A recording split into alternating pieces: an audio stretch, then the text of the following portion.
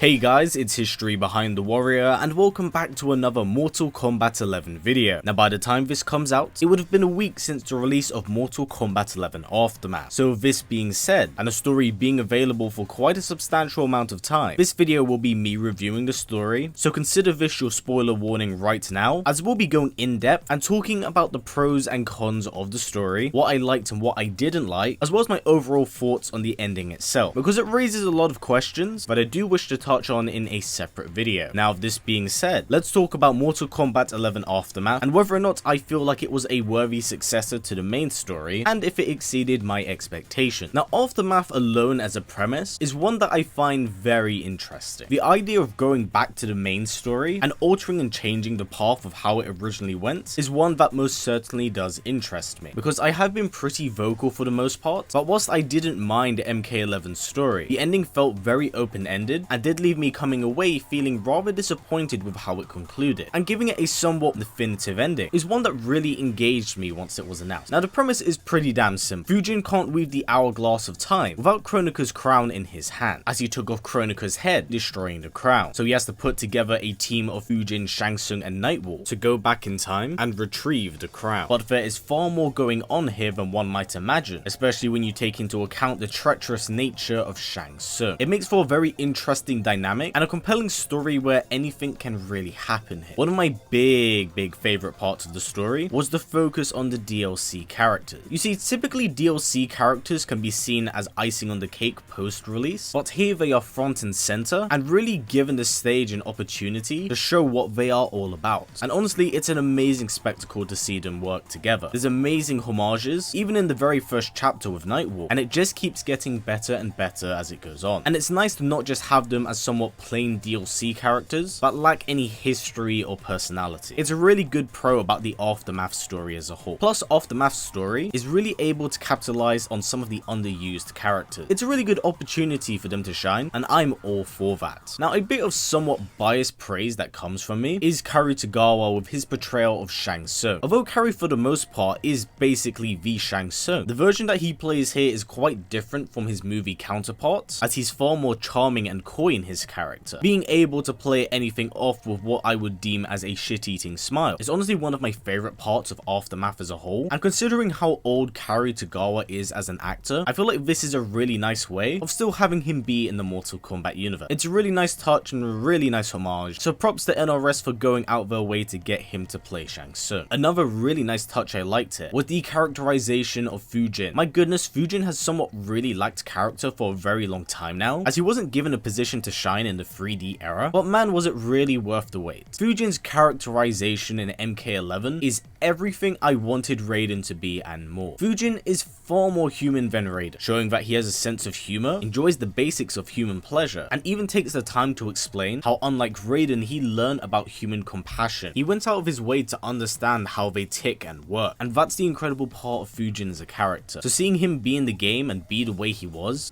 honestly fantastic. So props to the writing team for really making Fujin feel like something special. Now I will say that although the story felt fairly predictable with how things turned out, it was still a really fun ride. You can see things coming from a mile away, as it is established pretty much right out the gate that things will not be panning out the way they say they will, but it's still extremely interesting to see how everything really does fall apart. Something else that deserves a shout out here for sure is the fight choreography in Mortal Kombat 11. Although the main story had some amazing sequences, here they really went all out. It was really grand to see all of these motions and movements that we wouldn't see from the characters typically, as gameplay can be somewhat restrictive in that sense. So seeing the fluidity of the attacks and their movements was certainly a pleasure to watch. It's also where Nightwolf really did shine, as he had a lot of awesome slow motion sequences. So massive props to NRS for making the fight sequences look excellent here. It was really good. Now the pacing of the DLC actually felt better than the main story, because although the cast was made up of a diverse number of characters, it never at any point in time felt like there was too many splits off from the main group. There were the main antagonists, the good guys, and then the Shang Tsung, Sindel and Shao Kahn group, which I will be touching on in a bit. But overall, it was basically the battle of 3 different armies and allowed for a really chaotic climax, which is everything that I personally wanted from this story. I didn't want it to be a single linear line, which is something that I was quite worried about with this story. So at the end where the climatic battle unfolds and the whole plan really does collapse in on itself, I had a grand time watching it, it really did set up stakes and made it so anyone could really be put on the chopping block. Another aspect I really did like about Aftermath is that Shao Kahn redeems himself as a villain. Now yes, big surprise to no one, I'm a huge fan of Shao Kahn. He's the perfect type of villain to me, and although I might be showing a little bit of bias, seeing him redeem himself after he was rather mishandled in the main story was really a pleasure for me. One thing I really love about that chapter as a whole is that it helped make the villains feel like villains again. You see, a big problem with Mortal Kombat writing as a whole is that you always play as the main hero, thus meaning that you beat up the bad guy, and because of this, in a way, it inadvertently waters them down and makes them seem far weaker than they are. So the whole Shao Kahn and Sindel chapter was a great way of redeeming his character and helped assert that despite greater deities existing, Shao Kahn is still a formidable juggernaut. I know many people are quite upset about this choice, but to me personally, I think this was a very good decision. I know no one likes watching their main heroes get beaten and broken, but it's the only way of making a villain really seem like a villain, and that is definitely what we got here. It really did help add to the unpredictable nature of Aftermath. I know not everyone's going to agree with me on this, but I personally liked this decision. I do like how Shang Tsung finally got his hands on the crown, and pretty much everything he did up until the end of the story. Tagawa continues to knock it out the park, and everything unfolds in a very interesting manner. I love how they really emphasize Shang Tsung's deceptive nature, and how he's just about as dangerous now as he was in that of the original timeline. He has not changed a single bit since then, which I feel is very accurate to the character. It's nice to see him not be Shao Kahn's lapdog all the time, and instead he is an opportunist. Now the final thing I want to talk about here is of course the ending. I won't go into too much detail here, as that is a video in itself. I'll be working on that later this week, but I do like the decision at the very end of the story of being given the choice to choose who wins. It's a nice touch from NRS to give the player freedom of choice. Both endings are great and play a lot of fan service to each other, with Tagawa scoring the big win and setting up a rather uncertain and scary future, whilst Liu Kang's pays more of a homage to the series, going back to its roots and the very beginning. It's nice that after the years of us hearing about the great Kung Lao, we finally do get to see him for the first time. It feels very much so full circle, and I appreciate and enjoy both endings. There's a lot of fan service in both of them. And of course, with this being said, this leads us to the question of will there be more DLC for Mortal Kombat 11, or will they start off the next series of games with a fresh, clean slate? There's a lot to work with now, which is why I prefer Aftermath's ending more than the base game's ending. It feels like there is a proper conclusion. It is a fun, engaging story, but there are still definitely a lot of problems with this story, which does bring us on to our cons. Now, one of the big glaring cons of Aftermath as a whole is kind of the existence of the story mode. In theory, the story shouldn't really exist, and it somewhat contradicts some of the already existing and established lore, such as how the deities aren't affected by these time quakes, but Fujin is sent back in time, Raiden still has his godlike powers, and Cetrion and Kronika are brought back from the dead. So it's really weird how they kind of establish this, only to somewhat throw it away. I can understand for the sake of an entertaining story, but it is just an odd choice that they established rather early on, especially if they do contradict it. And this might be a strange nitpick that I picked up on, but it seems like they're kind of altering the soul chamber to function like a Jinsei now, because of course we do see it heal the wounds of Kotal Kahn, revitalize and alter a revenant Sindel, and of course restore and heal a blind Shao Kahn. I know this may be a nitpick, but I just find it as a very strange plot device, as it's never been established beforehand that it's had healing property. It just seems like it's been put into Mortal Kombat 11's story because they wanted a way to work around the damage that was caused in the base game. Again, definitely nitpick on my part, but it's one of the smaller details that I did pick up in the story. Now of course, let's talk about the writing on the wall that's like covered in blood. Sindel's obvious villainous depiction. Now whilst the first two chapters felt in line with the original character, this kind of all falls apart after her reunion with Kitana, as she becomes a ruthless tyrant that is just about as menacing as Shao Kahn. One of the things I thoroughly did not enjoy about Sindel's depiction is that the story actively goes out of its way to burn the old canon, which as you would expect, not a great way to win fans over. Now I don't feel like Sindel's depiction is entirely terrible. I did enjoy how the betrayal unfolded. Unfortunately, this twist and alteration just so happened to have been with a character that was beloved by fans, and one that was established in the canon for many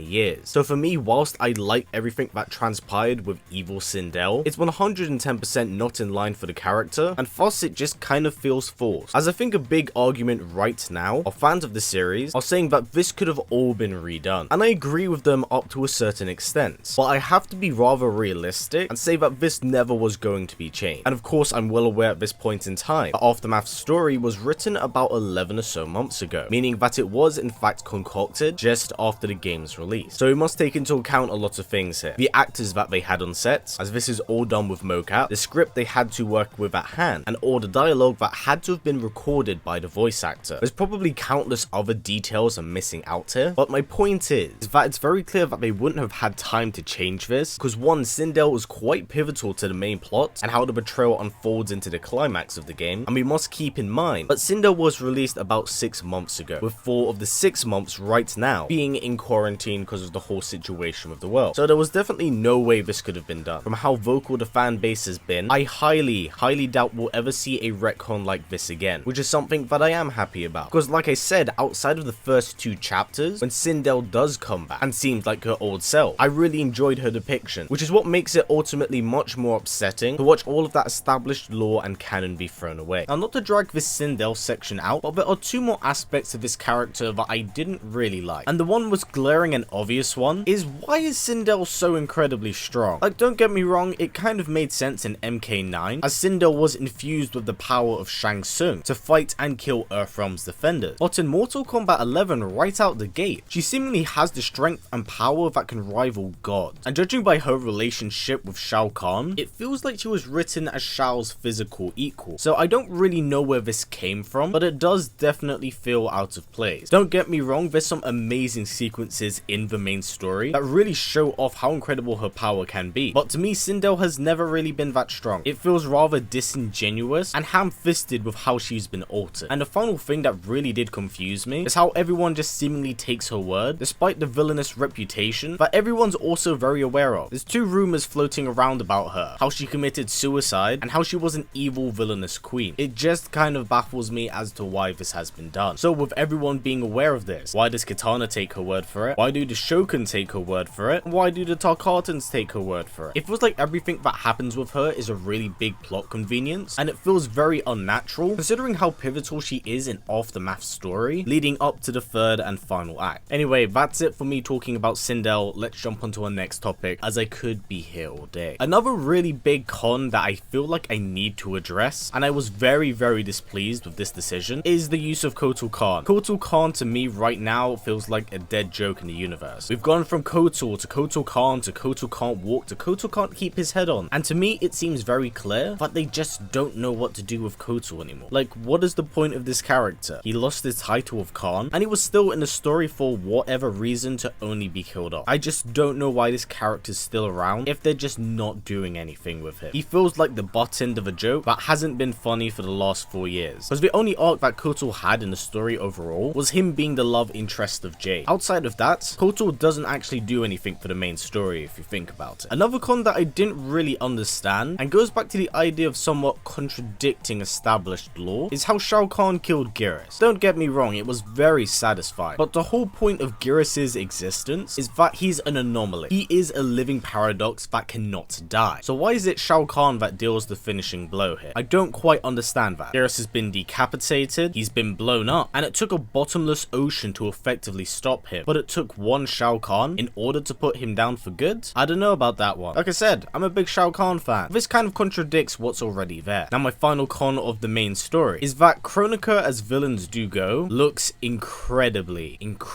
weak here. Understandably, she's being undermined as the story is focusing on the DLC characters as well as the anarchy that Shang Tsung is bringing, but she's ganged up on by Shang Tsung, Fujin and Raiden and nearly does die, and then she dies again at the very end of the story. It makes her seem like an incompetent gimmicky villain, and already really does hurt the credibility of Titan. Titans are supposed to be above Elder Gods. They should be a threat and nigh unstoppable, but Kronika in Aftermath is kind of a joke. She feels extremely weak, and I honestly wasn't a fan of how she was treated. Again, I get it. Shang Tsung is the big bad of this, but it undermines the new race that they brought to the series, and thus because of this, Titans kind of seem like a bit of a joke now. So with this being said, what are my overall thoughts on Aftermath? Well, overall, the story of Aftermath is both a fun, flawed, but compelling and intriguing story. I definitely feel like it's the conclusion we needed for the end of Mortal Kombat 11, but I wish they ironed out some of the nooks and crannies, because Aftermath contradicts a lot of already established lore that they even put in for this game alone. It's confusing as to why they would establish these rules in the first place, only to just kind of throw them away. And of course, with the depiction of Sindel, which many are understandably up in arms about, I could definitely see this ruining a lot of people's experiences. performances.